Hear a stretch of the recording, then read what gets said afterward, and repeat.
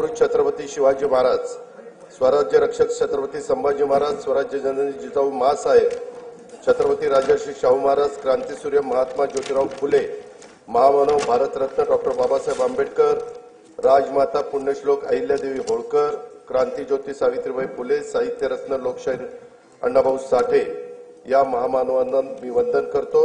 शिखांचे 9वे गुरु श्री गुरु तेग बहादूर यांच्या हुतात्म्याचे हे 350वे वर्ष आहे, त्यांनाही मी अभिवादन करतो।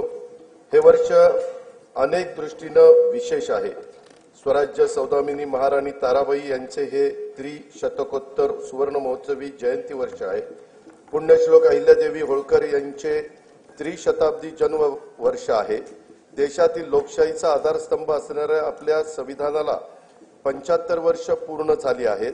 अशा या विशेष वर्षात आज अंमल की एकादशीच्या पवित्र दिवशी मला माझा 11वा अर्थसंकल्प मांडण्याची संधी मिळते, हे मी माझं भाग्य समजतो। नोव्हेंबर 2024 मध्ये झालेल्या विधानसभा निवडणुकीमध्ये जनतेने महायुतीला बहुमताचा अभूतपूर्व कौल दिला आहे। राज्यातील तमाम जनतेचे मी त्यासाठी आभार मानतो। मतदारांनी आमच्यावर दाखवलेला विश्वास जबाबदारीची जाणीव करून देणारा असून त्यांचा सन्मान राखण्याचं काम महायुतीच्या सरकारच्याकडून निश्चितपणे होईल याची ग्वाही मी देतो। 1 फेब्रुवारी 2025 रोजी सादर केलेल्या अर्थसंकल्पात केंद्र शासनाने आयकरामध्ये मोठी सूट देऊन मध्यमवर्गीयांना दिलासा दिला आहे। केंद्रीय अर्थसंकल्पातील तरतुदीमुळे राज्याच्या अनेक महत्त्वाकांक्षी योजनांना नक्कीच बळ मिळणार आहे। राज्यातील विविध पायाभूत सुविधा प्रकल्प, रेल्वे आणि कल्याणकारी योजनांच्यासाठी केंद्र शासनाने केलेल्या भरीव तरतुदीकरता मी राज्याच्या जनतेच्या वतीनं भारताचे लोकप्रिय पंतप्रधान माननीय श्री नरेंद्र मोदी महोदयांचे मनपूर्वक आभार मानतो। यापुढील कालावधीतही असेच भरभक्कम पाठबळ केंद्र शासनाचे राज्याला लाभेल याची खात्री मी बाळगतो। लाडक्या बहिणी मिळाल्या धन्य झालो, कोटी 12 प्रियजनांना मान्य झालो, विकासाची केली कामे म्हणून आम्ही पुन्हा आलो। अध्यक्ष महोदय, मी आपल्या अनुमतीने सन 2025-26 या वर्षाचा राज्याचा अर्थसंकल्प सभागृहाला सादर करतो। सन 2047 पर्यंत भारत हे विकसित राष्ट्र व्हावे असा माननीय पंतप्रधान श्री नरेंद्र मोदी साहेबांचा संकल्प आहे। हा संकल्प सिद्धीस नेण्यासाठी महाराष्ट्र अव्वल दर्जाची कामगिरी करेल यात मला तिळमात्र शंका नाही। या सरकारच्या स्थापनेच्या वेळीच महाराष्ट्र आता थांबणार नाही असा संकल्प मुख्यमंत्री महोदयांनी केला आहे। विकसित भारत, विकसित महाराष्ट्र हे सूत्र प्रत्यक्षात आणण्यासाठी विकास चक्राला गती देणे आवश्यक आहे। हे लक्षात घेऊन राज्याचा शाश्वत व सर्वसमावेशक विकासाची रूपरेषा तयार करण्याचे काम हाती घेण्यात आले आहे। उद्योग, पायाभूत सुविधा, कृषी व संलग्न क्षेत्रे, सामाजिक व इतर क्षेत्राच्या विकासासाठी महत्त्वाच्या तरतुदी करणारा हा अर्थसंकल्प आहे। महाराष्ट्र आता थांबणार नाही, विकास आता लांबणार नाही। सुविकसित पायाभूत सुविधा, मुबलक नैसर्गिक संसाधने आणि कुशल मनुष्यबळामुळे महाराष्ट्र हे नवीन उद्योग स्थापित करण्यासाठी आदर्श राज्य आहे।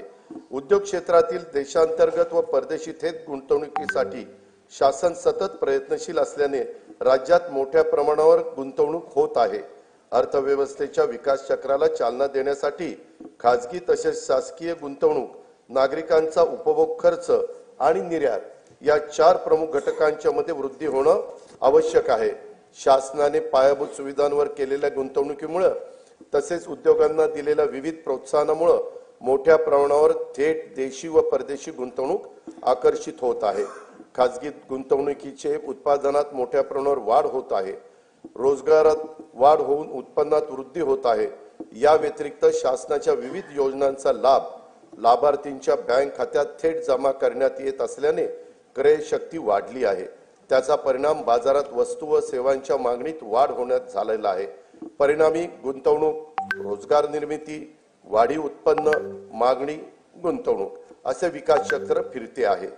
औद्योगिक विकासात राज्य सदैव अग्रेसर असून थेट विदेशी गुंतवणुकीच्या बाबतीतही देशात अव्वल आहे। जानेवारी 2025 मध्ये दावोस येथे झालेल्या जागतिक आर्थिक परिषदेमध्ये राज्य शासनाद्वारे एकूण 56 कंपन्यांच्या सोबत सामंजस्य करार करण्यात आले। त्याद्वारे येत्या काळात 15,72,654 कोटी रुपयांची गुंतवणूक होणार आहे। त्यातून 16 लाख रोजगार निर्मिती होईल असा अंदाज आहे। महायुतीचे सरकार स्थापन झाल्यानंतर राज्याच्या सर्वांगीण प्रगतीसाठी मंत्रालयीन विभाग तसेच क्षेत्रीय कार्यालयासाठी 100 दिवसाचा 7 कलमी कृती आराखडा तयार करण्यात आला। या कृती आराखड्यात संकेतस्थळाचा विकास, सुलभ जीवनमान, स्वच्छता, जनतेच्या तक्रारीचे निवारण, कार्यालयातील सोयी सुविधा, गुंतवणुकीचा प्रसार, क्षेत्रीय कार्यालयांना भेटी आदींचा समावेश करण्यात आला आहे। या कार्यक्रमामुळे प्रशासन कार्यक्षम, पारदर्शक, गतिशील, लोकाभिमुख होऊन राज्य प्रगतीच्या शिखरावर जाईल याची आम्हाला खात्री आहे। या कार्यक्रमाच्या अंमलबजावणीचे मूल्यमापन त्रयस्थ संस्थांकडून करून घेऊन उत्कृष्ट काम करणाऱ्या कार्यालयांचा गौरव करण्यात येणार आहे आणि हा कार्यक्रम निरंतर ठेवण्याचा निर्णय हा देखील घेण्यात आलेला आहे। महाराष्ट्राचं नवीन औद्योगिक धोरण 2025 लवकरच जाहीर करण्यात येणार आहे। त्या धोरणांच्या 5 वर्षाच्या कालावधीत 40 लाख कोटी रुपयांची गुंतवणूक व 50 लाख रोजगार निर्मितीचं उद्दिष्ट असेल। नवीन औद्योगिक धोरणाबरोबरच आकाश व संरक्षण क्षेत्र उत्पादन धोरण, इलेक्ट्रॉनिक्स धोरण, जेम्स अँड ज्वेलरी धोरण, सूक्ष्म लघु व मध्यम उपक्रम धोरण, चक्रीय अर्थव्यवस्थेसाठी स्वतंत्र क्षेत्रीय धोरण जाहीर करण्यात येणार आहे। केंद्र शासनाच्या नवीन कामगार संहितेनुसार नवीन कामगार नियम तयार करण्यात येणार आहेत। निर्यातीमध्ये भरीव वाढ होण्यासाठी राज्याने महाराष्ट्र राज्य निर्यात प्रोत्साहन धोरण 2023 जाहीर केले असून राज्यात 37 विशेष आर्थिक क्षेत्रे, 8 कृषी निर्यात क्षेत्रे, निर्यात केंद्रित 27 औद्योगिक पार्क उभारण्यात आले आहेत। त्यामुळे देशाच्या एकूण निर्यातीत राज्याचं योगदान 15.4% झाले आहे। याशिवाय एक जिल्हा एक उत्पादन, जिल्ह्यांना निर्यात केंद्र म्हणून विकसित करणं, राज्य जिल्हा निर्यात प्रोत्साहन परिषद असे काही महत्त्वाचे उपक्रम राज्यात राबवण्यात येत आहेत।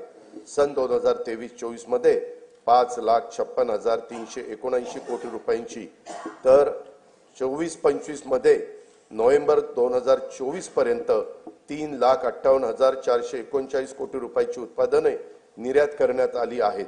राज्याचे लॉजिस्टिक धोरण 2024 जाहीर करण्यात आले असून त्याद्वारे 10,000 एकराहून अधिक क्षेत्रावर समर्पित लॉजिस्टिक पायाभूत सुविधा विकसित करण्यात येणार आहेत।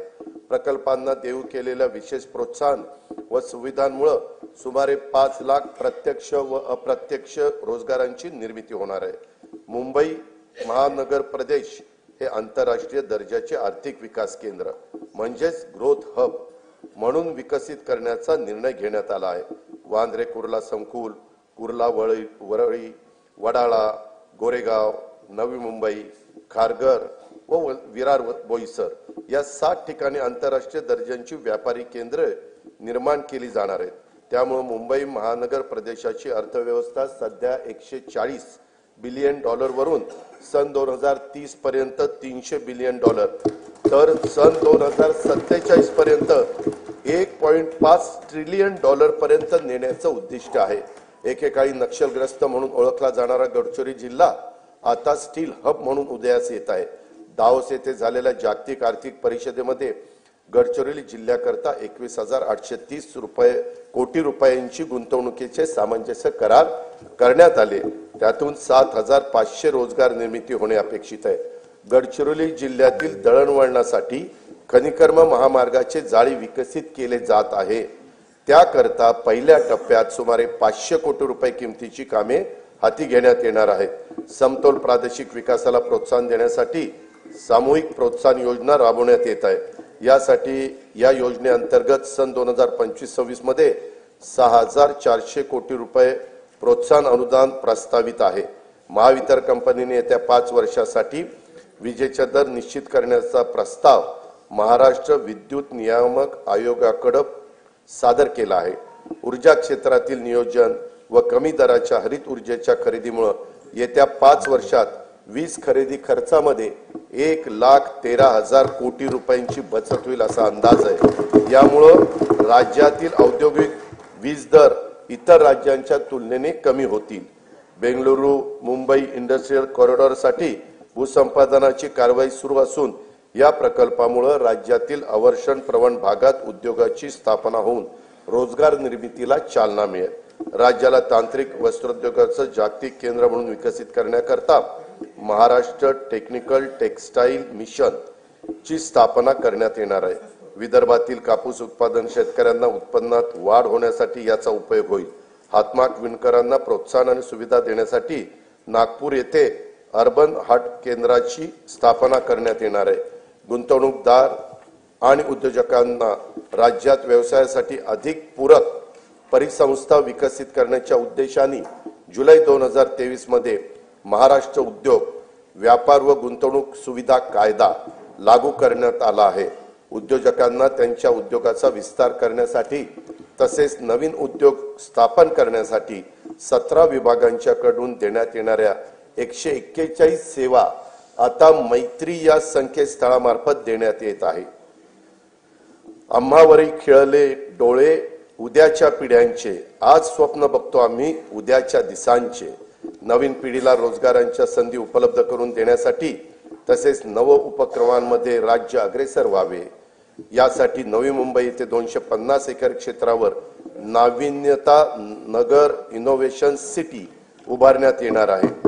रतन टाटा महाराष्ट्र राज्य कौशल्य विद्यापीठाकडून मायक्रोसॉफ्ट कंपनी मार्फत 10,000 महिलांना कौशल्य व कृत्रिम बुद्धिमत्ता या विषयाचे प्रशिक्षण देण्यात येत आहे। सन 2025-26 या वर्षाकरता कार्यक्रम खर्चाकरता उद्योग विभागास 1,021 कोटी रुपये, कामगार विभागास 171 कोटी रुपये, वस्त्रोद्योग विभागास 774 कोटी रुपये आणि कौशल्य रोजगार उद्योजकता आणि नाविन्यता विभागास 807 कोटी रुपयाचा नियतव्यय प्रस्तावित आहे। पायाभूत सुविधांच्या मध्ये 1 रुपयाची गुंतवणूक केली तर स्थूल राज्य उत्पन्नामध्ये 2.5 ते 3.5 रुपयांची वाढ होते। हे लक्षात घेऊन विमानचालन, रेल्वे, मेट्रो, महामार्ग, जलमार्ग, जलवाहतूक, बंदर विकास, सिंचन, ऊर्जा, परिवहन व दळणवळण येत्या क्षेत्रात येत्या 5 वर्षात विक्रमी गुंतवणूक करण्याचा शासनाचा निर्धार आहे। महाराष्ट्र सागरी विकास धोरण 2023 मध्ये बंदर विकासाकरता स्वामित्व धन, अकृषी कर, वीज शुल्क आणि मुद्रांक शुल्क यातून सूट देण्यात आली आहे। विजेसाठी औद्योगिक दर लागू करण्यात आला आहे। प्रवासी जलवाहतूक व किनारी पर्यटनाला चालना देण्यासाठी प्रवासी व बंदर करातून सूट देण्यात आली आहे। बंदराच्या करारांचा कमाल कालावधी देखील आता 90 वर्ष करण्यात आला आहे। जवाहरलाल नेहरू बंदर प्राधिकरण आणि महाराष्ट्र सागरी मंडळ हे संयुक्तरित्या पालघर जिल्ह्यात वाढवण बंदर विकसित करीत आहे। या प्रकल्पाचा एकूण खर्च 76,220 कोटी रुपये असून त्यात राज्य शासनाचा सहभाग 26% आहे। वाढवण बंदरामुळे 300 दशलक्ष मेट्रिक टन वार्षिक माल हाताळणी क्षमता निर्माण होणार आहे। जवाहरलाल नेहरू बंदराच्या सध्याच्या क्षमतेपेक्षा ती तिप्पट असणार आहे। सन 2030 पर्यंत नव्या बंदरातून माल वाहतूक सुरू होणे अपेक्षित आहे। या बंदराचा समावेश कंटेनर हाताळणी करणाऱ्या जगातील पहिल्या 10 बंदरामध्ये होणार असल्याने महाराष्ट्र राज्य भविष्यात सागरी दळणवळणातील महाशक्ती म्हणून उदयास येईल। वाढवण बंदराजवळ मुंबईतले 3रे विमानतळ प्रस्तावित असून मुंबई अहमदाबाद बुलेट ट्रेनचं स्थानकही या बंदराजवळ असणार आहे। हे बंदर समृद्धी महामार्गाला देखील जोडण्यात येणार आहे। पालघर जिल्ह्यात मौजे बुर्बे येथे बंदर निर्मितीच्या 4,259 कोटी रुपये किमतीच्या प्रकल्पास खासगी क्षेत्राच्या सहभागाने मंजुरी देण्यात आली आहे। गेटवे ऑफ इंडिया मुंबई येथून मांडवा एलिफंटापर्यंत सुरक्षित प्रवासाकरिता अत्याधुनिक सुविधायुक्त बोटींच्या साठी आर्थिक प्रोत्साहन देण्याचे धोरण जाहीर करण्यात येणार आहे। मुंबईचे गेटवे ऑफ इंडिया लगत रेडिओ क्लब येथे प्रवासी वाहतुकीकरता सुसज्ज जेटीचे 229 कोटी 27 लाख रुपये किमतीचे काम सुरू आहे। दिघी जिल्हा रायगड, वेंगुर्ला जिल्हा सिंधुदुर्ग, तसेच कालेर, डोंबिवली, कोलशेत, मीरा भाईंदर जिल्हा ठाणे येथील जेटींची कामे प्रगतीपथावर आहेत. काशीत जिल्हा रायगड येथे तरंगत्या जेटीचे काम लवकरच सुरू करण्यात येत आहे. हवामान बदल आणि समुद्राच्या पातळीत होत असलेल्या वाढीमुळे निर्माण होणाऱ्या नैसर्गिक आपत्तीपासून बचाव करण्यासाठी महाराष्ट्रातील किनारी जिल्ह्यांच्या मध्ये 8,400 कोटी रुपये किमतीचा बाह्य सहाय्यित प्रकल्प राबविण्यात येणार आहे. महाराष्ट्र शाश्वत पर्यावरण पूरक किनारा संरक्षण व व्यवस्थापन या 450 कोटी रुपये किमतीच्या प्रकल्पांतर्गत सिंधुदुर्ग जिल्ह्यातील देवबाग येथे 158 कोटी रुपये किमतीच्या कामांना मान्यता देण्यात आली आहे. या प्रकल्पामुळे समुद्रकिनारी वास्तव्यास असलेल्या नागरिकांच्या जीविताचे व मालमत्तेचे रक्षण होईल. केंद्र सरकारने सन 2020-21 पासून भांडवली खर्चाकरता 50 वर्ष मुदतीच्या बिनव्याजी कर्जाची राज्यांना भांडवली गुंतवणुकीसाठी विशेष सहाय्य योजना सुरू केली आहे. या योजनेतून राज्याला 2021 ते 23-24 या कालावधीत 13,807 कोटी रुपयाचा निधी प्राप्त झाला आहे. सन 2024-25 मध्ये या योजनेत सुमारे 12,000 कोटी रुपयाचे सहाय्य अपेक्षित आहे. पूर्व निर्धारित निकषावर आधारित राज्याच्या दीर्घकालीन व सर्वसमावेशक अमृतकाल राज्य रस्ते विकास आराखडा 2025 ते 2047 तयार करण्याचे प्रस्तावित आहे.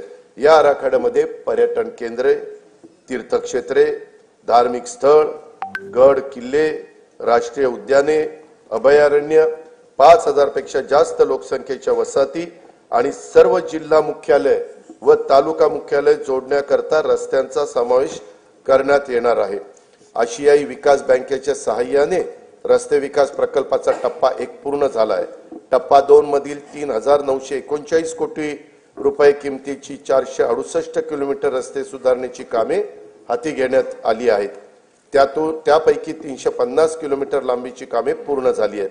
टप्पा 3 अंतर्गत 755 किलोमीटर रस्ते लांबीची 6,589 कोटी रुपये किमतीची 23 कामे हाती घेण्यात आली आहेत. सुधारित हायब्रिड एन्युटी योजनेअंतर्गत 6,000 किलोमीटर लांबीच्या रस्त्यांची सिमेंट कॉन्क्रीट करण्याची कामे सुरू आहेत. या कामांची किंमत 36,964 कोटी रुपये आहे. प्रधानमंत्री ग्राम सडक योजना टप्पा 3 अंतर्गत 6,500 किलोमीटर लांबीची 5,670 कोटी रुपये किमतीची कामे मंजूर असून त्यापैकी 3,785 किलोमीटर लांबीची कामे ही पूर्ण झाली आहेत. सन 2025-26 साठी 1,500 किलोमीटर लांबीच्या रस्त्याचे उद्दिष्ट ठेवण्यात आले आहे. मुख्यमंत्री ग्राम सडक योजना टप्पा 1 ची कामे पूर्णत्वास आली असून टप्पा 2 अंतर्गत 9,610 किलोमीटर लांबीच्या रस्त्यांची दर्जनोत्तीची कामे मार्च 2026 अखेरपर्यंत पूर्ण करण्याचं नियोजन आहे. मुख्यमंत्री ग्राम सडक योजना टप्पा 2 अंतर्गत अतिरिक्त 7,000 किलोमीटर लांबीच्या रस्त्याचे कॉन्क्रिटीकरण करण्यात येणार आहे. मुख्यमंत्री ग्राम सडक योजना टप्पा 3 अंतर्गत 1,000 पेक्षा जास्त लोकसंख्या असलेली 3,582 गावं 14,000 किलोमीटर लांबीच्या सिमेंट कॉन्क्रीटच्या रस्त्याने प्रमुख जिल्हा मार्गांना, राज्य महामार्गांना आणि राष्ट्रीय महामार्गांना जोडली जातील. या प्रकल्पाची एकूण किंमत 30,100 कोटी रुपये आहे. पहिल्या टप्प्यात 8,000 कोटी रुपयाची कामे हाती घेण्यात येणार आहे. हिंदू हृदय सम्राट बाळासाहेब ठाकरे समृद्धी महामार्गाचं 99% काम पूर्ण झाले असून त्यासाठी 64,755 कोटी रुपये खर्च झाला आहे. इगतपुरी ते आमणे या 76 किलोमीटर लांबीचा टप्पा लवकरच वाहतुकीसाठी खुला होईल. या महामार्गालगत ॲग्रो लॉजिस्टिक हब विकसित केले जाणार असून त्यात कोल्ड स्टोरेज, ग्रेडिंग, पॅकिंग व निर्यात हाताळणी केंद्राच्या प्रमुख सुविधा पुरवण्यात येतील. याचा लाभ प्रामुख्याने विदर्भ व मराठवाड्यातील शेतकऱ्यांना होईल. वर्धा जिल्ह्यातील पवनार ते सिंधुदुर्ग जिल्ह्यातील पात्रादेवी हा 760 किलोमीटर लांबीच्या 86,300 कोटी रुपये किमतीच्या महाराष्ट्र शक्तीपीठ महामार्गाच्या भूसंपादनाची कारवाई प्रगतीपथावर आहे. मुंबई पुणे द्रुतगती मार्गावरील खोपोली ते खंडाळा या लांबीतील मिसिंग लिंक प्रकल्पाचं काम ऑगस्ट 2025 पर्यंत पूर्ण करण्यात येणार आहे. यामुळे प्रवासाचा वेळ आणि इंधन या दोन्हीत बचत होईल आणि वाहतूक कोंडीतून देखील नागरिकांची सुटका होईल। मुंबई उपनगर परिसरातील वाहतूक गतिमान व्हावी यासाठी वर्सोवा ते मड खाडी पूल, वर्सोवा ते भाईंदर किनारी मार्ग, मुलुंड ते गोरेगाव, ठाणे ते बोरिवली आणि ऑरेंज गेट ते मरीन ड्राईव्ह भुयारी मार्ग असे 64,783 कोटी रुपये किमतीचे प्रकल्प हाती घेण्यात आले आहेत। ठाणे ते मुंबई, नवी मुंबई आंतरराष्ट्रीय विमानतळ असा उन्नत मार्ग बांधण्याचं नियोजन असून त्याद्वारे ठाणे, डोंबिवली, कल्याण व अन्य महत्त्वाची मोठी शहरं आंतरराष्ट्रीय विमानतळाशी सुलभरित्या जोडली जाणार आहेत। बाळकुम ते गायमुख या ठाणे किनारी मार्गाची लांबी 13.45 किलोमीटर असून त्याचे सुमारे 3,364 कोटी रुपये खर्चाचे काम सन 2028 अखेरपर्यंत पूर्ण करण्याचं आमचं नियोजन आहे। शिवडी वरळी या 1,051 कोटी रुपये किमतीच्या उन्नत जोड रस्त्यांचे काम मार्च 2026 अखेर पूर्ण करण्यात येणार आहे।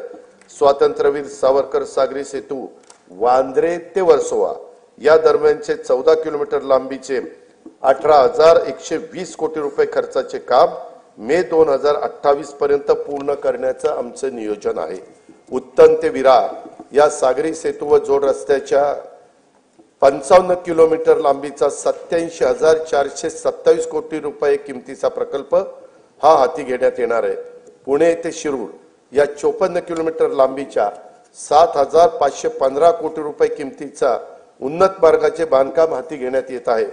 तळेगाव, चाकण, शिक्रापूर या रस्त्याच्या तळेगाव ते चाकण या 25 किलोमीटर लांबीत 4 पदरी उन्नत मार्ग प्रस्तावित आहे।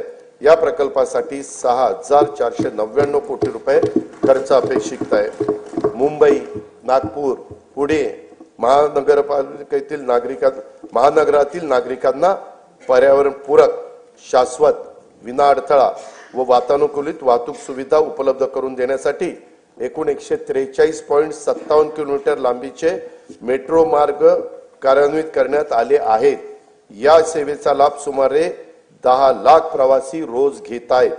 येत्या वर्षात मुंबईत 41.2 किलोमीटर व पुण्यामध्ये 23.2 किलोमीटर असे 64.4 किलोमीटर लांबीचे मेट्रो मार्ग सुरू होणार आहेत। येत्या 5 वर्षांमध्ये आपल्या राज्यात एकूण 237.5 किलोमीटर लांबीचे मेट्रो मार्ग कार्यान्वित करण्यात येणार आहेत।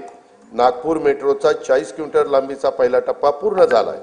आता दुसऱ्या टप्प्यात 6,708 कोटी रुपये किमतीच्या 43.80 किलोमीटर लांबीचे काम प्रगतीपथावर आहे। ठाणे वर्तुळाकार मेट्रो मार्ग तसेच पुण्यातील स्वारगेट ते कात्रज विस्तार मार्गिका आणि या प्रकल्पास केंद्र शासनाने मान्यता पण दिलेली आहे। पुणे मेट्रो रेल्वे टप्पा 2 अंतर्गत खडकवासला, स्वारगेट, हडपसर, खराडी आणि नळस्टॉप वारजे माणिकबाग या 2 मार्गिकांच्या 9,897 कोटी रुपये किमतीचा प्रस्ताव केंद्र शासनाच्या मान्यतेकरता पाठविलेला आहे। मुंबईतील छत्रपती शिवाजी महाराज आंतरराष्ट्रीय विमानतळ ते नवी मुंबई आंतरराष्ट्रीय विमानतळ या मेट्रो मार्गाचे काम लवकरच हाती घेण्यात येणार आहे। नवी मुंबईतील उल्वे येथे 1,160 हेक्टर क्षेत्रामध्ये नव्याने विकसित होत असलेल्या नवीन मुंबई आंतरराष्ट्रीय विमानतळाची दरवर्षी 90 दशलक्ष प्रवासी आणि 2.6 दशलक्ष टन माल वाहतुकीची क्षमता असणार आहे।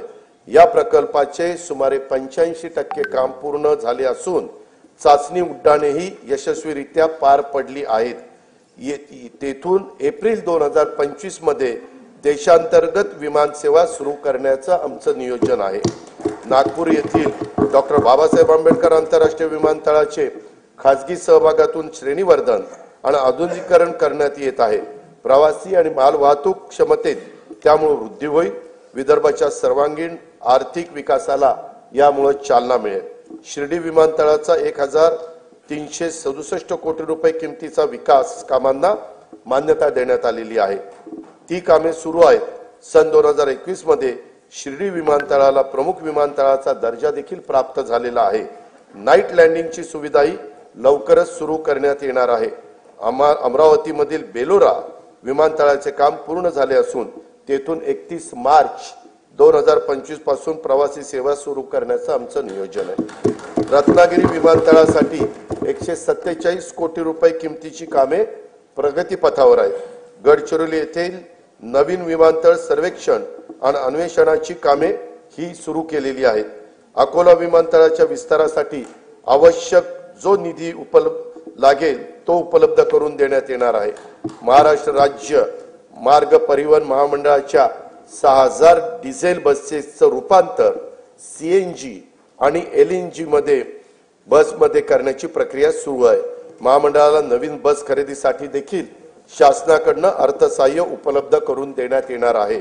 सन 2025-26 या वर्षासाठी कार्यक्रम खर्चाकरता बंदरे विभागास 484 कोटी रुपये, सार्वजनिक बांधकाम रस्ते विभागास 19,936 कोटी रुपये, परिवहन विभागास 3,610 कोटी रुपये, नगर विकास विभागास 10,629 कोटी रुपये, ग्राम विकास विभागास 11,480 कोटी रुपये, पर्यावरण व वातावरणातील बदल विभागास 245 कोटी रुपये, ऊर्जा विभागास 21,534 कोटी रुपये नियतवे प्रस्तावित आहे।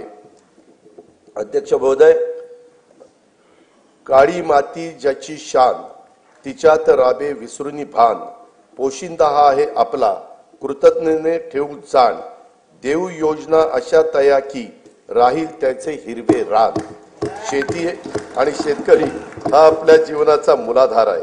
त्यांच्याबद्दल कृतज्ञता व्यक्त करून मी आता शेती आणि शेती संबंधी क्षेत्राच्या योजना आणि तरतुदीकडे वळतो।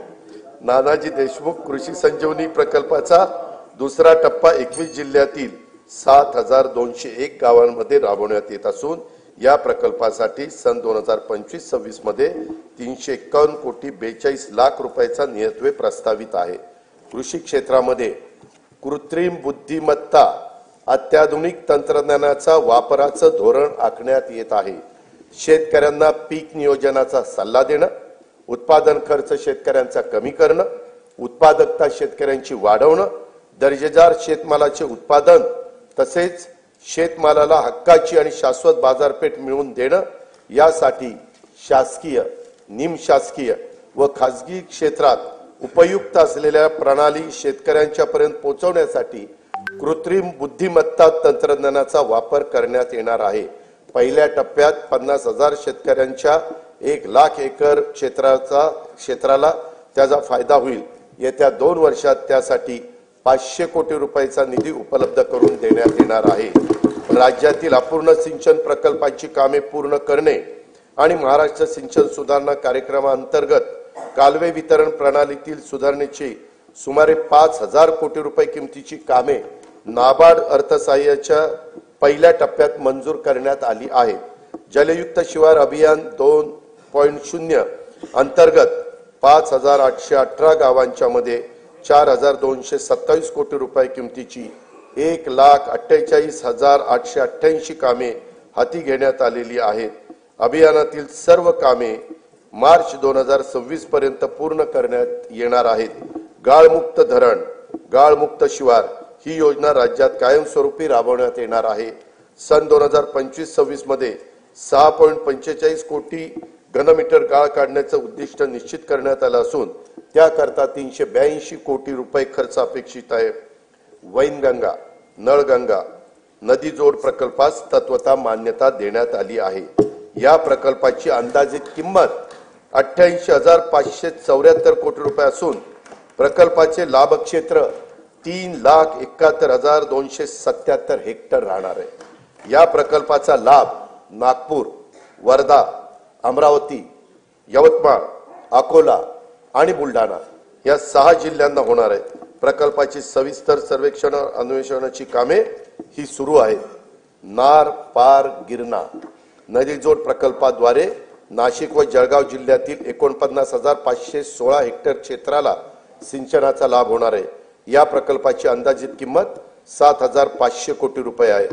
दमणगंगा एकदरे गोदावरी या नदीजोड प्रकल्पामुळे 3.55 TMC पाणी उपलब्ध होणार असून त्यामुळे जायकवाडी धरणाच्या लाभ क्षेत्रातील 9,766 हेक्टर क्षेत्र पुनर्स्थापित होईल। नाशिक जिल्ह्यातील 2,987 हेक्टर क्षेत्राला देखील यामुळे सिंचनाचा लाभ होणार आहे। या प्रकल्पाची अंदाजित किंमत 2,300 कोटी रुपये आहे। शासनाचा महत्वाकांक्षी तापी महापुनर्भरण हा 19,300 कोटी रुपये किमतीचा सिंचन प्रकल्प हाती घेण्याचे ठरवले आहे। या प्रकल्पामुळे उत्तर महाराष्ट्र आणि पश्चिम विदर्भातील विशेषतः खारपान पट्ट्यातील शेतकऱ्यांच्या जीवनात आमूलाग्र बदल होऊन त्यांच्या उत्पन्नात वाढ होणार आहे। कोकणातील उल्हास आणि वैतरणा नद्यांच्या खोऱ्यातून 54.70 टीएमसी पाणी गोदावरी खोऱ्यामध्ये वळवण्याचा प्रकल्प हाती घेण्यात येणार आहे। यातून मराठवाड्याला 2,40,000 हेक्टर क्षेत्राच्या सिंचनासाठी पाणी उपलब्ध होईल। या प्रकल्पाचं पण सर्वेक्षणाचं आणि अन्वेषणाचं काम सुरू आहे। सांगली जिल्ह्यातील म्हैसाळ उपसा सिंचन योजनेसाठी 200 मेगावॉट क्षमतेच्या 1,594 कोटी रुपये किमतीच्या सौर ऊर्जा प्रकल्पाला मान्यता देण्यात आलेली आहे। गोसीखुर्द राष्ट्रीय प्रकल्पातून डिसेंबर 2024 अखेर 12,332 हेक्टर सिंचन क्षमता निर्माण झाली असून हा प्रकल्प जून 2026 पर्यंत पूर्ण करण्याचं नियोजन आहे। सन 2025-26 करता 1,460 कोटी रुपयाचा नियतव्यय याकरता प्रस्तावित आहे। उदंचन जलविद्युत प्रकल्पाद्वारे वीज निर्मिती व वीज वापराचे संतुलन साधून सुरळीत वीज पुरवठा करणं शक्य होतं। सार्वजनिक खासगी भागीदारीद्वारे राज्यातील 38 उदंचन जलविद्युत प्रकल्पासाठी सामंजस्य करार करण्यात आले असून त्यातून 2.95 लाख कोटी रुपयाची गुंतवणूक व 90,000 रोजगार निर्माण होणार आहेत। मुख्यमंत्री बळीराजा मोफत वीज योजनेअंतर्गत 7.5 हॉर्सपॉवर पर्यंतच्या 45 लाख कृषी पंपांना मोफत वीज पुरवण्यात येत आहे। डिसेंबर 2024 अखेर 7,978 कोटी रुपयांची वीज सवलत या योजनेच्या द्वारे देण्यात आली आहे। केंद्र शासनाच्या राष्ट्रीय नैसर्गिक शेती अभियानांतर्गत 2,13,625 लाभार्थी शेतकऱ्यांना येत्या 2 वर्षासाठी 255 कोटी रुपयांचा निधी उपलब्ध करून देण्यात येणार आहे। ग्रामपंचायत स्तरावर स्वयंचलित हवामान केंद्र उभारण्यात येणार आहेत। त्यासाठी देखील आवश्यक तो निधी उपलब्ध करून देण्यात येईल। राज्यातील सर्व नगरपालिका क्षेत्रातील सांडपाण्यावर प्रक्रिया करून त्या पाण्याचा वापर उद्योग आणि शेतीसाठी करण्यात येणार आहे। त्यासाठी 8,200 कोटी रुपये किमतीचे प्रकल्प हाती घेण्यात येणार आहेत। राज्यातील बांबू उत्पादक शेतकऱ्यांना प्रोत्साहन देणे, बांबूला बाजारपेठ उपलब्ध करून देणे आणि बांबू आधारित उद्योगांना चालना देण्यासाठी राज्यात 4,300 कोटी रुपये किमतीच्या बांबू लागवड प्रकल्प राबवण्यात येणार आहे। संयुक्त राष्ट्र संघाने सन 2025 हे वर्ष आंतरराष्ट्रीय सहकार वर्ष म्हणून घोषित केले आहे। त्या अनुषंगाने राज्यात विविध कार्यक्रम महोत्सव आयोजित करण्यात येणार असून त्यासाठी पुरेसा निधी देखील उपलब्ध करून देण्यात येईल। लहान सीमांत शेतकरी व कृषी नव उद्योजकांना केंद्रस्थानी ठेवून शेतमालाच्या मूल्य साखळ्यांच्या विकासासाठी 2,100 कोटी म्हणजेच 2100 कोटी रुपये किमतीचा माननीय बाळासाहेब ठाकरे कृषी व्यवसाय व ग्रामीण परिवर्तन स्मार्ट प्रकल्प राबवण्यात येत आहे। नवीन तंत्रज्ञानाचा वापर करून राज्य शाश्वत उच्च मूल्य असलेल्या कृषी व्यवसायाचे केंद्र व्हावे यासाठी Maharashtra agri business network magnet 2.0 हा सुमारे 2100 कोटी रुपयाचा बाह्य सहाय्यित प्रकल्प राबवण्यात येणार आहे। देशी गाईचे संगोपन, संवर्धन आणि संशोधनासाठी देवलापार जिल्हा नागपूर येथे गौ विज्ञान अनुसंधान केंद्रास सहाय्य केले जाईल। नवी मुंबईत महामुंबई आंतरराष्ट्रीय बाजार, मुंबईत मरोळमध्ये आंतरराष्ट्रीय मत्स्य बाजार तसेच आरमोरी जिल्हा गडचिरोली येथे रेशीम कोष खरेदी विक्री बाजारपेठ स्थापन करण्यात येणार आहे। ज्या तालुक्यामध्ये बाजार समिती अस्तित्वात नाही तेथे किमान एक स्वतंत्र बाजार समिती स्थापन करण्याचे ठरवण्यात आले। त्यासाठी एक तालुका एक बाजार समिती योजना राबवण्यात येणार आहे। कृषी क्षेत्रातील 16,000 मेगावॉट विजेची मागणी हरित ऊर्जेतून पूर्ण करण्याचे उद्दिष्ट ठेवण्यात आले आहे। शेतकऱ्यांना दिवसा विश्वासार्ह वीज पुरवठा करणं शक्य व्हावं यासाठी 27 जिल्ह्यांच्या मध्ये मुख्यमंत्री सौर कृषी वाहिनी योजना 2.0 मधून 2779 विद्युत उपकेंद्रासाठी सौर प्रकल्प हाती घेण्यात आले असून ते ऑक्टोबर 2026 पर्यंत पूर्ण होणार आहेत। जानेवारी 2024 पासून आतापर्यंत 2,90,129 सौर कृषी पंप स्थापित करण्यात आले आहेत। सध्या प्रत्येक दिवशी 1000 पंप या गतीने सौर कृषी पंपाची स्थापना करण्यात येत आहे। बी बियाणं, यंत्रसामुग्री, खते आणि शेतमालाच्या वाहतुकीसाठी महत्त्वाच्या असलेल्या शेत व पाणंद रस्त्याच्या बांधणीसाठी बळीराजा शेत व पाणंद रस्ते रामटेकच्या धर्तीवर ही योजना सुरू करण्यात येणार आहे।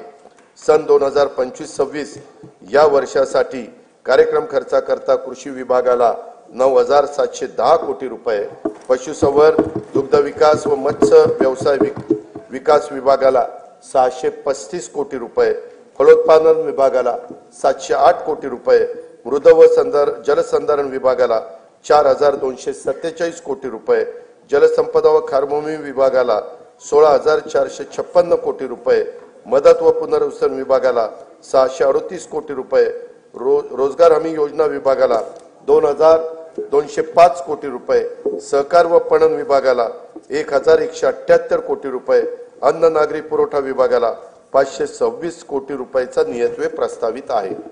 महिला, बालके, युवक, गरीब व वंचित घटकांवर लक्ष केंद्रित करून त्यांच्यासाठी अन्न सुरक्षा, निवारा, पिण्याचे शुद्ध पाणी, आरोग्य सेवा, शिक्षण सुविधा आणि रोजगार स्वयंरोजगाराच्या संधी उपलब्ध करून त्याद्वारे सर्वसामान्य माणसांच्या जीवनात गुणात्मक बदल घडवण्यासाठी राज्यात लोककल्याणकारी योजनांची अंमलबजावणी करण्यात येत आहे।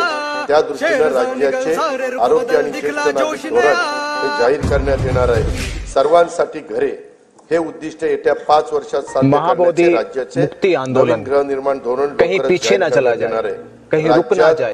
प्रधानमंत्री आवास योजना, पीएम जनमन या केंद्र पुरस्कृत तर रमाई आवास, शबरी आवास, आदिम आवास, पारधी आवास, अटल बांधकाम कामगार वसाहत, यशवंतराव चव्हाण मुक्त वसाहत, पुण्यश्लोक अहिल्यादेवी होळकर आवास, मोदी आवास तसेच धर्मवीर आनंद दिघे घरकुल या योजना राबवण्यात येत आहेत। त्या अंतर्गत आतापर्यंत 44,07,000 घरकुलं मंजूर करण्यात आली आहे। प्रधानमंत्री आवास योजना ग्रामीण टप्पा 2 अंतर्गत सन 2024-25 करता 20 लाख घरकुलांच्या उद्दिष्टापैकी सुमारे 18,38,000 घरकुलांना मंजुरी दिली असून 14,71,000 लाभार्थींना पहिल्या हप्त्यासाठी 2,200 कोटी रुपये वितरित करण्यात आले आहेत। ही योजना राबवण्यात महाराष्ट्र देशात प्रथम क्रमांकावर आहे। लोकप्रतिनिधी आणि लाभार्थींच्या मागणीला प्रतिसाद म्हणून राज्य सरकारकडून या योजनेच्या अनुदानात 50,000 रुपयाची वाढ करण्यात येणार आहे। या सर्व घरकुलांच्या छतावर सौर ऊर्जा संच देखील बसवले जाणार आहेत। प्रधानमंत्री आवास योजना शहरी 1 अंतर्गत 4,42,748 घरकुलं मंजूर असून त्यापैकी 2,08,304 घरकुलांचे बांधकाम हे पूर्ण झाले आहे। घरकुलांचे बांधकाम 31 डिसेंबर 2025 पर्यंत पूर्ण करण्यात येणार आहे। प्रधानमंत्री आवास योजना शहरी 2.0 अंतर्गत पुढील 5 वर्षासाठी 5 लाख घरकुलांचे उद्दिष्ट असून त्यासाठी 8,100 कोटी रुपयाचा निधी उपलब्ध करून देण्यात येणार आहे। नाविन्यपूर्ण बांधकाम, तंत्रज्ञानाचा वापर, हरित इमारती आणि सौर प्रणालीच्या वापरासाठी अधिकचे अनुदान देण्यात येणार आहे। पंतप्रधान सूर्यघर योजनेतून आतापर्यंत 1,30,000 घरगुती ग्राहकांनी 500 मेगावॉट पेक्षा जास्त क्षमतेचे छतावरचे सौर ऊर्जा संच स्थापित केले असून त्यांना आतापर्यंत 1,000 कोटी रुपयांचे पेक्षा जास्त अनुदानाचा लाभ देण्यात आला आहे। 0 ते 100 युनिट वीज वापरणाऱ्या सुमारे 1.5 कोटी वीज ग्राहकांना छतावरील सौर ऊर्जा संच खरेदीसाठी अनुदान देण्याची योजना राज्य सरकारकडून सुरू करण्यात येणार असून या योजनेमुळे येत्या काही काळात राज्यातील सुमारे 70% वीज ग्राहकांचे वीज बिल टप्प्याटप्प्याने शून्यावर येणार आहे। सातारा जिल्ह्यातील मांद्याची वाडी व टेकवडी या गावांना सौरग्राम म्हणून घोषित केले असून त्यांच्यासह अन्य 8 गावांचे सौर ऊर्जेचे 100% विद्युतीकरण करण्यात येणार आहे। वैद्यकीय महाविद्यालय आणि आरोग्य संस्थांसह राज्यातील सर्व शासकीय कार्यालयामध्ये सौर विद्युत यंत्रणा स्थापित करण्यात येणार आहे। राज्यातील 52,500 रास्त दुकानांमधील ई-पॉस मशीन इलेक्ट्रॉनिक्स वजन काट्यांना जोडण्यात येत आहे। राष्ट्रीय अन्न सुरक्षा योजनेअंतर्गत सप्लाय चेन ब्लॉक चेन तंत्रज्ञान वापरून स्वस्त धान्याची वाहतूक व वितरण प्रणाली अधिक पारदर्शक व कार्यक्षम करण्यात येणार आहे। जल जीवन मिशन योजनेअंतर्गत सुमारे 1,30,00,000 कुटुंबांना नळ जोडणी देण्यात आली असून सन 2025-26 मध्ये याकरता 3,939 कोटी रुपयाचा नियतव्यय प्रस्तावित आहे। गोदावरी खोरे पुनर्भरण व मराठवाडा ग्रीड हे महत्वाकांक्षी प्रकल्प आंतरराष्ट्रीय वित्तीय संस्थांच्या सहाय्याने राबवण्यात येणार आहेत।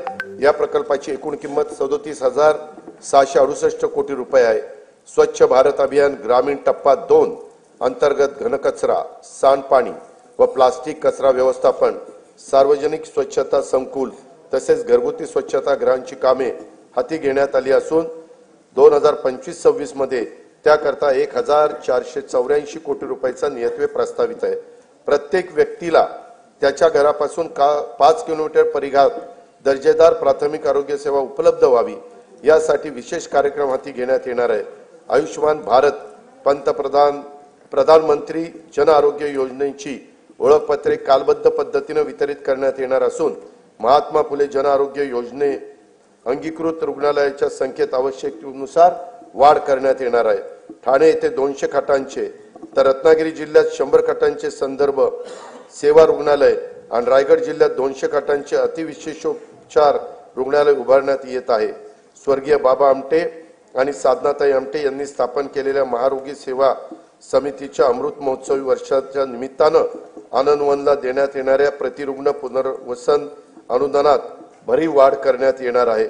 राज्यातील मागासवर्ग व दुर्बल घटकांच्यासाठी निवारा, वीज, पाणी, आरोग्य, शिक्षण, पोषण तसेच रोजगाराच्यासाठी योजना राबवण्यात राज्य अग्रेसर असून महायुती सरकार या घटकांचा जीवनस्तर उंचावण्यासाठी कटिबद्ध आहे। का आम्हा सत्ता मिळाली जाण आहे, का आम्हा सत्ता मिळाली जाण आहे, करायचे काय याचे भान आहे। साथ द्या आम्हा नेऊ राज्य पुढती, उंच त्याची न्यावयाची शान आहे।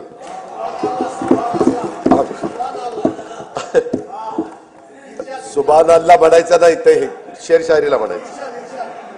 अनुसूचित जाती घटकांच्या सर्वांगीण विकासासाठी राजर्षी शाहू महाराज शिष्यवृत्ती योजना, विद्यार्थी वसतिगृह, भारतरत्न डॉक्टर बाबासाहेब आंबेडकर स्वाधार योजना, साहित्यरत्न लोकशाहीर अण्णाभाऊ साठे नागरी वस्ती सुधार योजना इत्यादी योजना राबवण्यात येत आहेत। महात्मा फुले मागासवर्गीय विकास महामंडळ, साहित्यरत्न लोकशाहीर अण्णाभाऊ साठे विकास महामंडळ, संत रोहिदास चर्मोद्योग आणि चर्मकार विकास महामंडळाद्वारे देखील अनेक योजना राबवण्यात येत आहे। अनुसूचित जाती घटक कार्यक्रम तरतुदीमध्ये यावर्षी गेल्या वर्षीच्या तुलनेत 42% एवढी भरीव वाढ करण्यात आलेली आहे। आदिवासी समाजाच्या सर्वांगीण विकासासाठी भारतरत्न डॉक्टर APJ अब्दुल कलाम अमृत आहार योजना, नमो आदिवासी स्मार्ट शाळा अभियान, आदर्श आश्रम शाळा, ठक्कर बाप्पा आदिवासी विकास योजना तसंच पंडित दीनदयाळ उपाध्याय स्वयं योजना आदी कार्यक्रम राबवण्यात येत आहे। आदिवासी घटक कार्यक्रम तरतुदी यावर्षी गेल्या वर्षीच्या तुलनेत 40% एवढा भरीव वाढ करण्यात आलेली आहे। इतर मागासवर्ग, विमुक्त जाती, भटक्या जमाती तसेच विशेष मागास प्रवर्गातील समाजाच्या सर्वांगीण विकासासाठी ऊसतोड कामगारांच्या मुलांसाठी आश्रमशाळा, विद्यानिकेतन, क्रांतिज्योती सावित्रीबाई फुले शिष्यवृत्ती योजना, डॉक्टर पंजाबराव देशमुख वसतिगृह योजना, तांडा वस्तीमुक्त वसाहत योजना आदी कार्यक्रम राबवण्यात येत आहे। धनगर तसेच गोवारी समाजाकरता आदिवासी उपाय योजनेच्या धर्तीवर एकूण 22 कल्याणकारी योजना राबवण्यात येत आहेत। बौद्ध, जैन, शीख, पारसी, ख्रिश्चन, यहुदी व मुस्लिम या अल्पसंख्याक समुदायातील घटकांच्या विकासासाठी विविध योजना राबवण्यात येत असून अल्पसंख्याक संशोधन व प्रशिक्षण संस्था स्थापन करण्यात आलेली आहे। या संस्थेला देखील पुरेसा निधी उपलब्ध करून देण्यात येईल। दिव्यांगांच्यासाठी शिष्यवृत्ती, कृत्रिम अवयव व साधने विकत घेण्यासाठी तसेच स्वयंरोजगारासाठी अर्थसहाय्य अशा योजना राबवण्यात येत आहेत। दिव्यांग कल्याणासाठी जिल्हा वार्षिक योजनेतील किमान 1% निधी राखीव ठेवण्याचा निर्णय देखील घेण्यात आलेला आहे।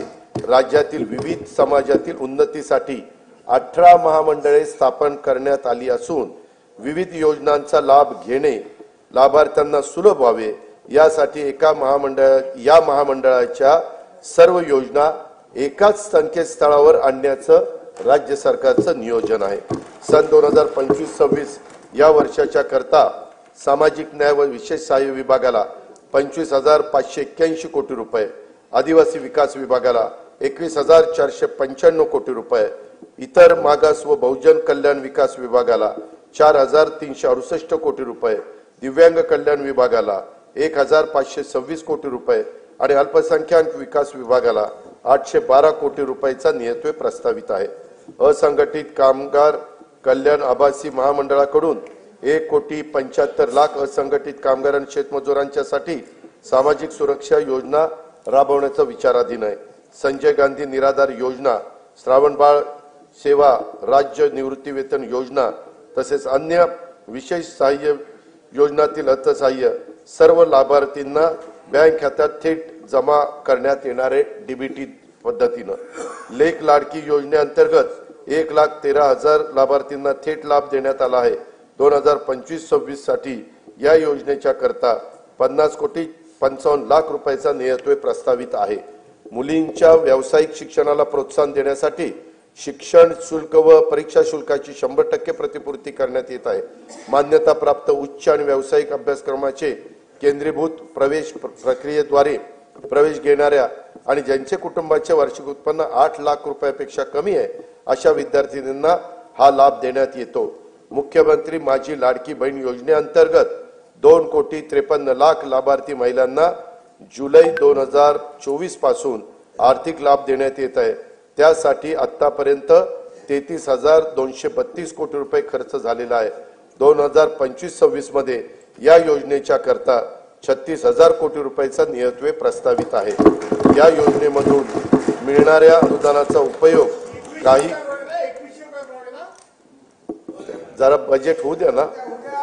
काही महिला गटांनी आर्थिक उपक्रमासाठी बीज भांडवल म्हणून केला असून अशा गटांना आणखीन प्रोत्साहन देण्यासाठी विशेष योजना हाती घेण्याचा आमच्या विचाराधीन आहे। दीनदयाळ अंत्योदय योजना राष्ट्रीय ग्रामीण उपजीविका अभियानाअंतर्गत सुमारे 22 लाख महिलांना लखपती दीदी होण्याचा मान मिळाला आहे। सन 2025-26 मध्ये आणखी 24 लाख महिलांना लखपती करण्याचं शासनाचं उद्दिष्ट आहे। नवी मुंबईत उल्वे मध्ये 194 कोटी 14 लाख रुपये किमतीच्या युनिटी मॉलचे काम आता प्रगतीपथावर आहे। बचत गटाच्या उत्पादनांना हक्काची बाजारपेठ उपलब्ध करून देण्यासाठी प्रत्येक जिल्ह्यात एक उमेद मॉल उभारण्याचं शासनाने ठरवले असून पहिल्या टप्प्यात 10 जिल्ह्यांच्या करता 150 कोटी रुपयाचा निधी उपलब्ध करून देण्यात येणार आहे। ऑलिम्पिक, पॅराऑलिम्पिक, आंतरराष्ट्रीय व राष्ट्रीय स्पर्धांमध्ये पदक मिळवणाऱ्या खेळाडूंना प्रोत्साहन मिळावे म्हणून वैयक्तिक व सांघिक क्रीडा प्रकारामध्ये पदक प्राप्त खेळाडूंना देण्यात येणाऱ्या बक्षिसांच्या मध्ये घसघशीत वाढ करण्यात आली आहे। शिवछत्रपती क्रीडा संकुल पुणे येथील क्रीडा सुविधांचे नूतनीकरण करण्यात येणार आहे। क्रीडा संकुलाच्या देखभालीसाठी दुरुस्तीसाठी जिल्हा वार्षिक योजनेतून किमान 1% निधी राखीव ठेवण्यात येणार आहे। छत्रपती शिवाजी महाराज चषक कबड्डी तसेच व्हॉलीबॉल स्पर्धा, स्वर्गीय खाशाबा जाधव चषक कुस्ती स्पर्धा, भाई नेरुरकर चषक खो खो स्पर्धा या 4 राज्यस्तरीय क्रीडा स्पर्धेत देण्यात येणारे अनुदान हे 75 लाखावरून 1 कोटी रुपये करण्यात येणार आहे। सन 2025-26 या वर्षाकरता कार्यक्रम खर्चाकरता गृहनिर्माण विभागाला 1246 कोटी 55 लाख रुपये, पाणी पुरवठा व स्वच्छता विभागाला 3875 कोटी रुपये, सार्वजनिक आरोग्य विभागाला 3827 कोटी रुपये, उच्च व तंत्र शिक्षण विभागाला 3098 कोटी रुपये, वैद्यकीय शिक्षण व औषधी द्रव्य विभागाला 2574 कोटी रुपये, महिला व बाल विकास विभागाला 31,907 कोटी रुपये, शालेय शिक्षण व क्रीडा विभागाला 3,496 कोटी रुपये नियतवे प्रस्तावित आहेत. मुंबईतील गुन्हेगारीस प्रतिबंध, जलद आपत्कालीन प्रतिसाद आणि प्रभावी सार्वजनिक सुरक्षेसाठी पोलीस आयुक्त बृहन्मुंबई यांच्या कार्यालयात कृत्रिम बुद्धिमत्तेवर आधारित नवे हायटेक कमांड कंट्रोल सेंटर स्थापन करण्यात येणार आहे. गुन्ह्यातील पुरावा शास्त्रोक्त पद्धतीने गोळा करून त्याचा विश्लेषणाद्वारे दोषसिद्धीचे प्रमाण वाढवण्यास मदत व्हावी यासाठी 21 पथदर्शी फिरती न्यायवैद्यक वाहने लोकार्पित करण्यात आली आहेत. सायबर सुरक्षा संदर्भात तज्ञ मनुष्यबळांचा पुरवठा करण्यासाठी महाराष्ट्र सायबर गुन्हे सुरक्षा महामंडळ स्थापित करण्यात येणार आहे. घरबांधणी अग्रिमाची मागणी करणाऱ्या पोलीस दलातील सर्व अधिकारी व कर्मचाऱ्यांना अग्रिम देणे शक्य व्हावे यासाठी आवश्यक ती तरतूद करण्यात येणार आहे. राज्यात एकूण 18 नवीन न्यायालयाची स्थापना करण्यात आली आहे. त्यामध्ये दर्यापूर जिल्हा अमरावती, पौड, इंदापूर आणि जुन्नर जिल्हा पुणे, पैठण, गंगापूर जिल्हा छत्रपती संभाजीनगर, आर्वी जिल्हा वर्धा, काटोल जिल्हा नागपूर, वणी जिल्हा यवतमाळ, तुळजापूर जिल्हा धाराशिव आणि तसेच हिंगोली जिल्ह्याच्या ठिकाणी न्यायालयाचा याच्यामध्ये समावेश आहे. सन 2025-26 या वर्षाच्या कार्यक्रम खर्चाकरता गृह पोलीस विभागास 2,237 कोटी रुपये, उत्पादन शुल्क विभागाला 153 कोटी रुपये, विधी व न्याय विभागाला 759 कोटी रुपये व महाराष्ट्र विधानमंडळ सचिवालयास 547 कोटी रुपये नियतवे प्रस्तावित आहे. मुख्यमंत्री शाश्वत समृद्ध पंचायत राज अभियान राज्यात राबवण्यात येणार असून त्यात भाग घेणाऱ्या अत्युत्कृष्ट ग्रामपंचायतींना तालुका पातळीवर राज्य स्तरापर्यंत पुरस्कार देण्याचे प्रस्तावित आहे. राज्यात सध्या राबविण्यात येत असलेल्या योजनांचे मूल्यमापन करून त्यांचे सुसूत्रीकरण तसेच साधन संपत्तीच्या स्रोताचा अभ्यास करून त्यामध्ये वाढ करण्याचे उपाय सुचवण्यासाठी उच्चस्तरीय समिती स्थापन करण्यात आली असून या समितीच्या शिफारसी विचारात घेऊन योजनांची अधिक प्रभावी अंमलबजावणी करण्यासाठी उपाययोजना करण्यात येणार आहे. सन 2025-26 या वर्षासाठी कार्यक्रम खर्चाकरता नियोजन विभागाला 9,060 कोटी रुपये 60,45 लाख रुपये, वित्त विभागाला 208 कोटी रुपये, महसूल आणि वन विभागाला 2,981 कोटी रुपयाचा नियतवे प्रस्तावित आहे. महाराष्ट्राला निसर्गरम्य समुद्रकिनारा, प्राचीन लेण्या, गड किल्ले, घनदाट वनसंपदा असा समृद्ध वारसा लाभला आहे. पर्यटन क्षेत्रात खासगी गुंतवणुकीसाठी उत्साहवर्धक आणि अनुकूल वातावरण निर्माण करण्याकरता पर्यटन धोरण 2024 जाहीर करण्यात आले असून येत्या 10 वर्षात पर्यटन क्षेत्राला 1 लाख कोटी रुपयाची गुंतवणूक आकर्षित करण्याचे उद्दिष्ट ठेवण्यात आले आहे. राज्याचे आरोग्य पर्यटन धोरण देखील अध्यक्ष महोदय आखण्यात येत आहे. मुघलांच्या नजरकैदेतून आग्र्यातून सुटका हा शिवचरित्रातील प्रेरणादायी प्रसंग आहे. छत्रपती शिवाजी महाराज नजरकैदेत होते, तेथे भव्य स्मारक उभारण्याचं राज्य सरकारने ठरवलेलं आहे. त्यासाठी उत्तर प्रदेश शासनाच्या सहकार्याने जागा उपलब्ध करून घेण्यात येईल आणि त्याच्यामध्ये तशा प्रकारचं त्या भव्य स्मारक उभारण्यात येईल. येणाऱ्या पिढ्यांना शिवरायांच्या स्फूर्तिदायी चरित्राची ओळख अद्ययावत तंत्रज्ञानाच्या आधारे करून देण्यासाठी पुणे शहरातील आंबेगाव येथे 4 टप्प्यात भव्य शिवसृष्टी प्रकल्प उभारण्यात येत आहे. त्यातील 2 टप्प्याचं काम पूर्ण झालेलं आहे. उर्वरित काम गती होण्यासाठी राज्य सरकारकडून आणखी 50 कोटी रुपयाचा निधी उपलब्ध करून देण्यात येणार आहे.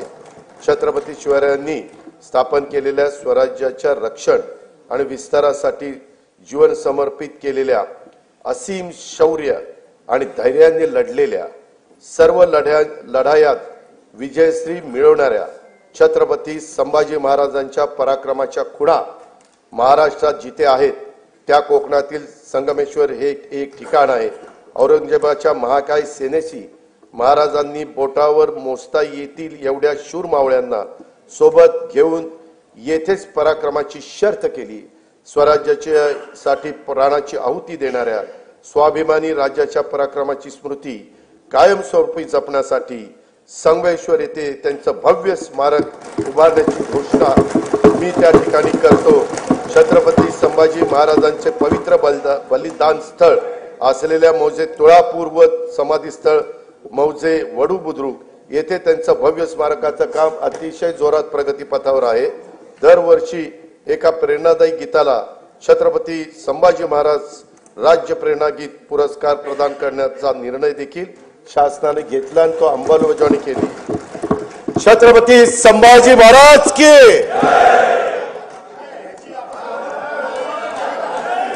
स्वराज्यासाठी बलिदान देणाऱ्या लाखो मराठ्यांचं शौर्याचं प्रतीक म्हणून हरियाणातील पानिपत येथे यथायोग्य स्मारक ऐका जरा येथे हरियाणातील पानिपत येथे यथायोग्य स्मारक उभारण्याचा निर्णय आम्ही घेतलेला आहे. मराठ्यांच्या शौर्याचं प्रतीक आहे. हरियाणा शासन पण आमचेच मुख्यमंत्री आहेत. त्यांना आमचे हे मुख्यमंत्री बोलतील आणि स्मारकाची जागा घेतील आणि तेही स्मारक त्या ठिकाणी होईल. चैत्यभूमी दादर मुंबई येथे इंदू मिलच्या जागेवर भारतरत्न डॉक्टर बाबासाहेब आंबेडकर यांचं आंतरराष्ट्रीय दर्जाचं स्मारक उभारण्याचं काम सुरू असून त्यासाठी देखील पुरेसा निधी उपलब्ध करून ते लवकरात लवकर पूर्ण करण्याचं आमचं धोरण आहे. भारताचे दिवंगत पंतप्रधान भारतरत्न अटल बिहारी वाजपेयी यांच्या जन्मशताब्दी वर्षानिमित्त मुंबई येथे भव्य स्मारक उभारण्यात येणार आहे. स्वर्गीय बाळासाहेब ठाकरे राष्ट्रीय स्मारकाच्या पहिल्या टप्प्यातील काम पूर्ण झाले असून दुसऱ्या टप्प्यातील कामासाठी राज्य सरकारकडून 220 कोटी रुपयाचा निधी उपलब्ध करून देण्यात येणार आहे. आद्य शिक्षिका ज्ञानज्योती सावित्रीबाई फुले यांचे जन्मगाव असलेल्या नायगाव तालुका खंडाळा जिल्हा सातारा येथे त्यांच्या कार्यास साजेस स्मारक व महिला प्रशिक्षण केंद्र उभारण्यात येणार आहे. साहित्यरत्न आज त्यांची पुण्यतिथी मी त्यांना अभिवादन करतो. साहित्यरत्न लोकशाही अण्णाभाऊ साठे यांचे जन्मस्थळ वाटेगाव तालुका वाळवा जिल्हा सांगली येथे स्मारकासाठी तसेच त्यांचे नावे प्रस्तावित चिरागनगर मुंबई येथील संशोधन प्रशिक्षण संस्थेसाठी पुरेसा निधी उपलब्ध करून देण्यात येणार आहे. संगमवाडी पुणे येथे वस्ताद लहुजी साळवे यांच्या स्मारकाचं काम अतिशय जोरात प्रगतीपथावर आहे. सन 2027 मध्ये नाशिक येथे होणाऱ्या सिंहस्थ कुंभमेळ्याच्या निमित्तानं नमामि गोदावरी अभियानाचा आराखडा तयार करण्यात येत आहे. कुंभमेळ्याच्या सुव्यवस्थित आयोजनासाठी विशेष प्राधिकरणाची स्थापना करून त्यासाठी आवश्यक तो निधी उपलब्ध करून देण्यात येणार आहे. नाशिक येथे राम कालपथ विकास प्रकल्पांतर्गत रामकुंड, काळाराम मंदिर आणि गोदातट परिसरातील पर्यटनाच्या दृष्टीने विकास करण्यासाठी 146 कोटी 10 लाख रुपये किमतीची कामे हाती घेण्यात येत आहेत. दुर्गम ते सुगम कार्यक्रमाद्वारे डोंगराळ भागातील प्राचीन मंदिरे, धार्मिक स्थळे, गड किल्ले व इतर निसर्गरम्य 45 ठिकाणी रोपवेद्वारे जोडण्यात येणार आहेत. राज्यातील प्राचीन मंदिराचे जतन, संवर्धन व परिसर विकासासाठी आवश्यक निधी उपलब्ध करून देण्यात येणार आहे. महानुभाव पंथाच्या श्रद्धास्थानाच्या विकासाची कामे देखील हाती घेण्यात येणार आहेत. प्रभू रामाच्या पदस्पर्शाने पावन झालेल्या रामटेक येथील श्रीराम मंदिराच्या नूतनीकरणाचे काम सुरू असून तेथे दरवर्षी सांस्कृतिक महोत्सवाचे आयोजन करण्याचे नियोजन आहे. सिंधुदुर्ग जिल्ह्यातील सागरी संग्रहालय, कृत्रिम प्रवाह आणि पाणबुडी पर्यटन हे 75 कोटी रुपये किमतीची कामे प्रगतीत आहेत. कोयनानगर तालुका पाटण जिल्हा सातारा येथे स्कायवॉकची उभारणी व नेहरू उद्यानाचे सुशोभीकरण हे देखील करण्यात येणार आहे. मुनावळे तालुका जावळी येथील सातारा येथील जलपर्यटन प्रकल्पाचा पहिला टप्पा पर्यटकांच्यासाठी खुला करण्यात आला आहे. आता हेळवाद जिल्हा सातारा येथे कोयना जल पर्यटन प्रकल्पाला मान्यता देण्यात आली आहे. ठाणे जिल्ह्यातील मुरबाड तालुक्यातील माळशेज घाटात काचेचा स्कायवॉक उभारण्यात येणार आहे. अध्यक्ष महोदय, भाव फुलांना पायी उधळून आयुष्याचा कापूर जाळून तुझे सारखे करीन पूजन, गीत तुझे मी आई गाईन, शब्दोशब्दी अमृत ओतून अशा माय मराठीस केंद्रीय मंत्रिमंडळाने 3 ऑक्टोबर 2024 रोजी झालेल्या बैठकीमध्ये अभिजात भाषेचा दर्जा दिल्याबद्दल राज्यातल्या तमाम जनतेच्या वतीनं आणि जगभरातील मराठी भाषिकांच्या वतीनं मी माननीय पंतप्रधान नरेंद्र मोदी महोदयांचे मनपूर्वक आभार मानतो।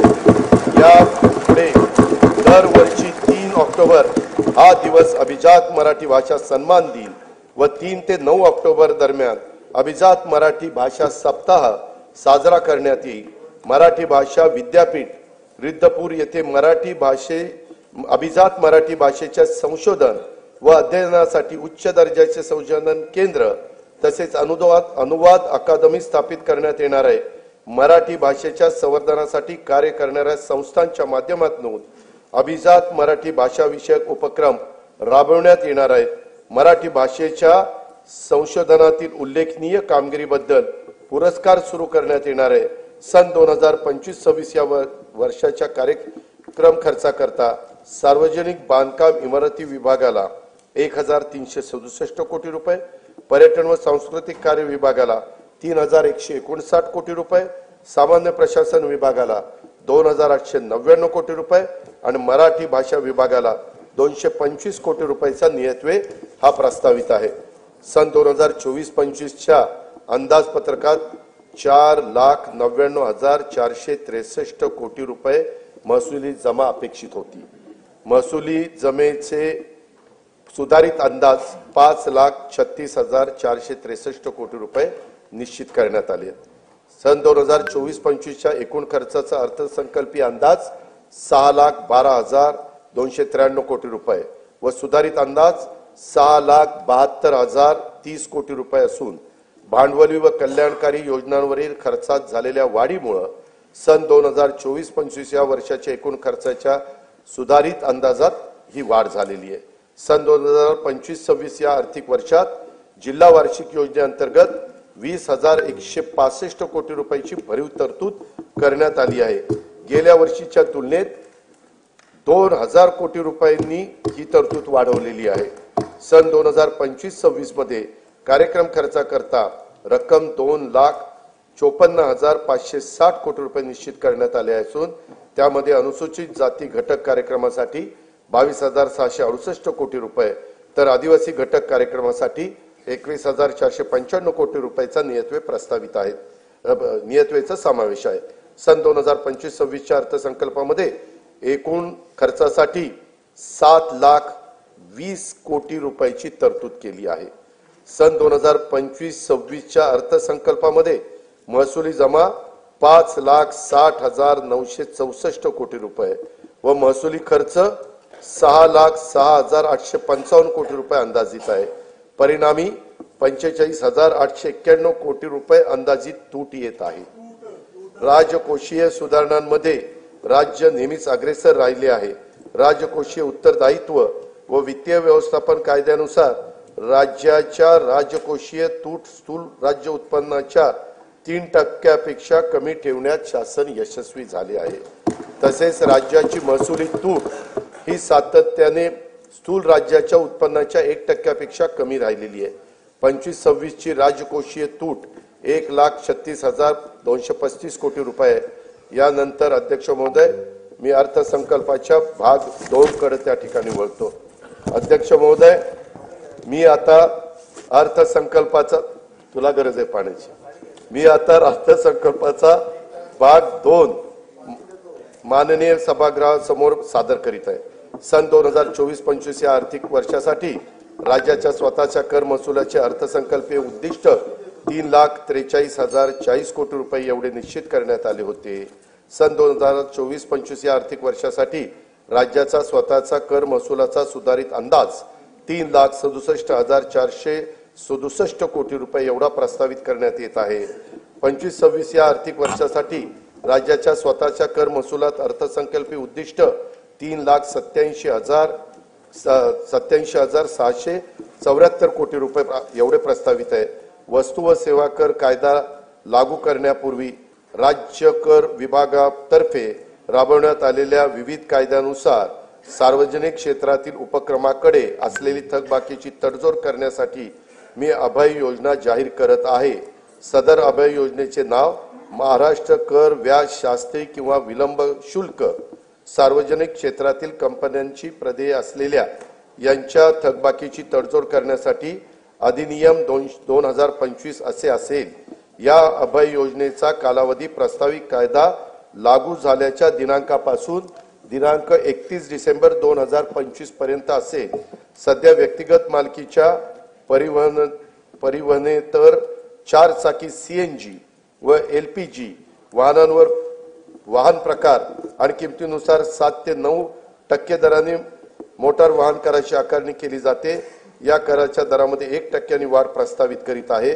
सदर वाढीमुळे राज्याला 25-26 मध्ये 150 कोटी रुपयाचा अतिरिक्त महसूल मिळणे अपेक्षित आहे।